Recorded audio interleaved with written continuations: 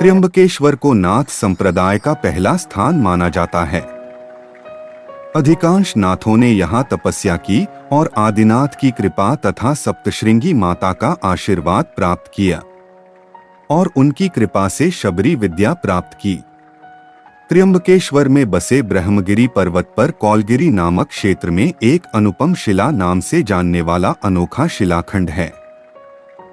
इस अनूठे शिलाखंड के बारे में नाथपंथियों में प्रचलित कथा यह है कि 60,000 ऋषियों के अनुरोध पर गुरु गोरक्षनाथ उन्हें यहाँ शिक्षा देने के लिए तैयार हो गए। गोरक्षनाथ उन सभी ऋषियों को लेकर कौलगिरी चले गए। वहाँ उन्होंने सभी मुनियों को इस शिला पर बिठाकर उपदेश दिया। गुरु गोरक्षनाथ द्वारा बोले गए हर शब्द को 9 लोगों ने स्वीकार किया। उन्हें नवनाथ कहा जाता है।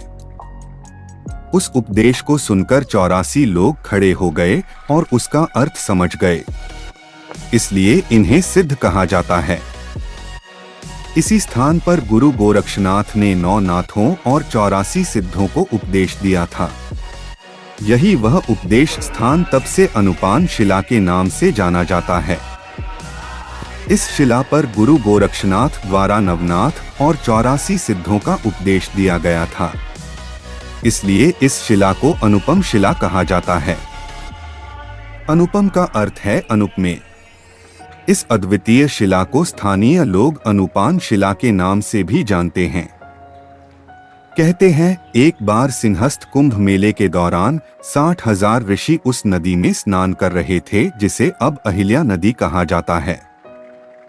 गुरु गोरक्षनाथ बालक का रूप धारण कर वहां आए और वे भी स्नान करने लगे। उस समय उन्होंने हर हर गंगे का नारा लगाया। बाकी ऋषि कहने लगे कि यह गंगा नहीं गोदावरी है। आप इसे गंगा कैसे कहते हैं?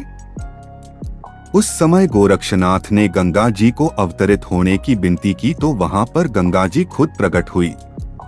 यह देखकर ऋषियों ने पूछा, महाराज आप कौन हैं? तब गोरक्षनाथ अपने मूल रूप में प्रकट हुए। इसलिए तब से नाथ संप्रदाय के साधु गोदावरी को गंगा मानते हैं। आम लोग जिसे अहल्या गौतमी संगम कहते हैं, नाथ संप्रदाय के साधु संत उसे गंगा गौतमी संगम मानते हैं। हर 12 साल में नाग पंचमी के दिन देश भर के नाथ पंथी इस गंगा गौतमी मतलब अहिल्या गौतमी संगम पर स्नान करते हैं। ऐसे गुरु गोरक्षनाथ जी की तपस्या से पावन अनुपम शिला का दर्शन हमें अवश्य करना चाहिए।